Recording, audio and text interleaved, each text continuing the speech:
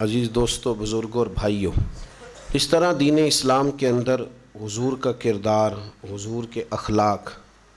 نبی رحمت صلی اللہ تعالیٰ علیہ وسلم کی تعلیمات، ان کا بڑا درجہ ہے، ان کی بڑی خصوصیت ہے، اس کا بڑا اعزاز ہے،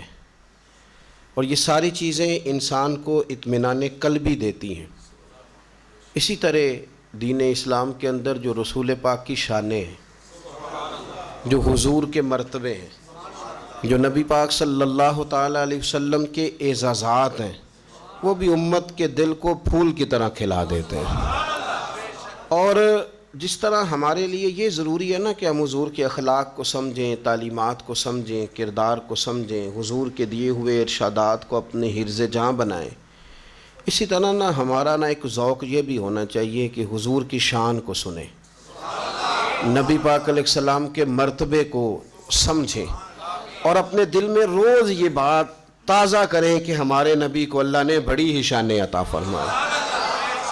اور یہ مستقل مضمون ہے قرآن پاک کا حضور کی عظمت بیان کرنا،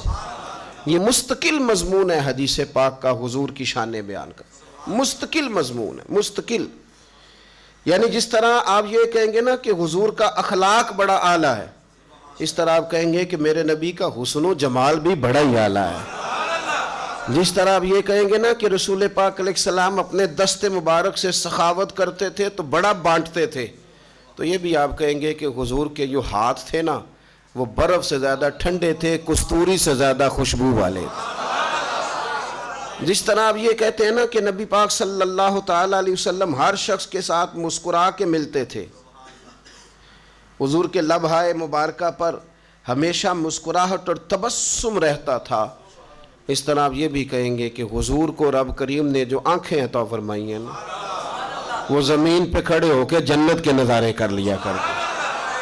ہمارے ہاں ایک خشکی آئی ہے، بالخصوص کچھ لوگوں نے محنت کر کے یہ خشکی پیدا کی ہے کہ جی آپ تعلیمات کی بات کریں، بھئی ہم سے زیادہ تعلیمات کی بات کون کرے گا؟ آپ اخلاق کی بات کریں، بھئی صبح و شام کرتے ہیں، لیکن جو میرے نبی پاک صلی اللہ علیہ وسلم کی عظمت کی بات ہے،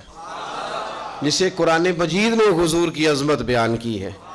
تو کیا اس کی بات چھوڑ دیں؟ قرآن نے میرے محبوب کی پیشانی کا ذکر کیا ہے، حضور کے مقدس لبہائے مبارکہ کا ذکر کیا ہے، حضور کے دست ید اللہ کا ذکر کیا ہے، تو یہ جو ساری چیزیں قرآن و سنت نے بیان کی ہیں، یہ مستقل مضمون ہے۔ آپ باقی چیزیں جب سنتے ہیں نا حضور کی تعلیمات، تو آپ میں عمل کا جذبہ پیدا ہوتا ہے، عمل کا، آپ کے اندر دل نرم ہوتا ہے جب آپ حضور کی تعلیمات سنتے ہیں، اخلاق سنورتے، اور جب آپ حضور کی شان ملاحظہ کرتے ہیں نا تو بجھا ہوا دل کھل جاتا ہے، اس طرح لگتا ہے کہ اداس چہروں پہ روشنی آ گئی ہے،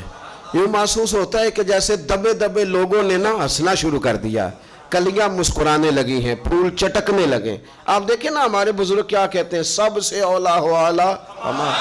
اور سب سے بالا ہو اعلیٰ۔ لفظ سادے ہیں لیکن اس سادگی کے اندر جو خاص رنگ ہے اور ذوق ہے وہ نہیں جس طرح کوئی روایتی نعت خواں لگا ہوا ہے اور اس کا مقصود ہے یہ بات کرنا، نہیں، دل کے جذبے کے ساتھ، یعنی گہرائی کے ساتھ، کہ اس کی آنکھیں، اس کی زبان، اس کی باڈی لینگویج، سارا کچھ مدینے والے کی شانیں بیان کرتی ہے۔ سارے اچھوں سے اچھا سمجھیے جسے، ہے اس اچھے سے اچھا ہمارا نبی۔ اعلیٰ حضرت کہتے ہیں تم سارے اچھوں میں سے جس کو اچھا سمجھ لو نا، کرو تعریف کے فلانا بڑا اچھا ہے، سارے اچھوں سے اچھا سمجھیے جسے، ہے اس اچھے سے اچھا ہمارا نبی، اور سارے اونچوں سے اونچا سمجھیے جسے، ہے اس اونچے سے اونچا ہمارا نبی، اور جس کی دو بوند ہے کوثر و سلسبیل، کوثر و دو بوند حضور کی، باقی سارا دریا تو پیچھے ہے، یہ دنیا میں جنت میں جتنی نہریں نظر آئیں گی یہ ساری دو بوند ہے مدینے والے کی۔ فرماتے ہیں جس کی دو بوند ہے کوثر و سلسبیل، سوچ دیکھیے فاضل بریلوی کی، دیکھو اعلیٰ حضرت کیا فرماتے ہیں، پہلا جملہ دیکھیں اور اگلی ترتیب دیکھیں، کہتے ہیں جس کی دو بوند ہے کوثر و سلسبیل، صرف دو بوند، دو قطرے، جس کی دو بوند ہے کوثر و سلسبیل، ہے وہ رحمت کا دریا ہمارا نبی۔ یہ تو دو بوندیں ہیں ابھی۔ اور پھر ایک آب حیات بڑا مشہور ہے، اعلیٰ حضرت کیا فرماتے ہیں؟ فرماتے ہیں جس کے قدموں کا دھوون ہے آب حیات۔ میں نے کہا کہ حضور کی شان آپ کا مرجھایا دل، لوگ کہتے ہیں آج طبیعت بڑی بے چین ہے، تو میں کہتا ہوں حضور کی نعت سنو۔ کہتے ہیں آج بور بڑا ہو رہا ہوں، تو میں کہتا ہوں حضور کی نعت سنو۔ کہتے ہیں آج دل نہیں لگ رہا، تو میں کہا مدینے والے کے ساتھ لگاؤ۔ آپ غلط جگہ پہ سکون تلاش کرتے ہیں، وہاں ہے ہی نہیں تو ملے گا کیسے؟ کہتے ہیں حضور قدم دھو دے نا، تو وہ جو دھون ہے نا حضور کے پاؤں سے لگ کے جو پانی نیچے اترتا ہے،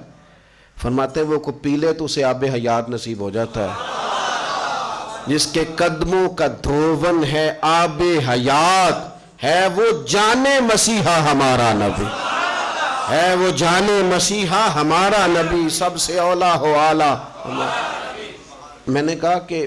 شعر و سخن میں کوئی اعلیٰ حضرت کے قریب نہیں جا سکتا، لیکن یہ دیکھیں ان میں لفظ اس نعت میں سادے استعمال کیے، سادے۔ کبھی آپ سادگی کا بھی حسن لینا تو اصل جو چیز ہوتی ہے وہ نکھر جاتی ہے۔ فاضل بریلوی کہتے ہیں کہ جملہ دیکھیں، کہتے ہیں اپنے مولا کا پیارا ہمارا نبی۔ نہیں سمجھے آپ بات؟ وہ وزیر صاحب کا پیارا نہیں، آپ میری بات کو سمجھیں۔ دنیا دار ہیں، کہتے ہیں فلانا لاڈلا ہے، پیارا ہے، نہ کہتے ہیں اپنے مولا کا پیارا ہمارا نبی، اور دونوں عالم کا دولہ ہمارا نبی۔ اور فرماتے ہیں کہ لا مکان تک اجالا ہے جس کا وہ ہے، ہر مکان کا اجالا، ہر مکان کا اجالا ہمارا نبی۔